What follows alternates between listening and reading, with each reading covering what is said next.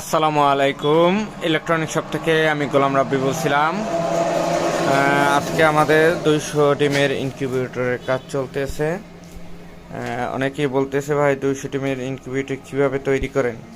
এটা হচ্ছে যে আমরা 80 থেকে 100 ডিমের যে ইনকিউবেটরটা তৈরি করি, ওইটারে 2টা ককশিট নিয়ে আমরা নেওয়ার পরে ওইটা মাঝখান থেকে কেটে তারপর একটা আলাদা করে 2টা বানিয়ে নিই এবং ওটার মাঝখান থেকে সরিয়ে এই যে 2টা হয়ে যায়। তাহলে যাদের 80 থেকে 100 এবং 200-250 ডিমের ইনকিউবেটর প্রয়োজন, তারা আমাদের নিচে দেওয়া হোয়াটসঅ্যাপ নাম্বারে যোগাযোগ করতে পারেন।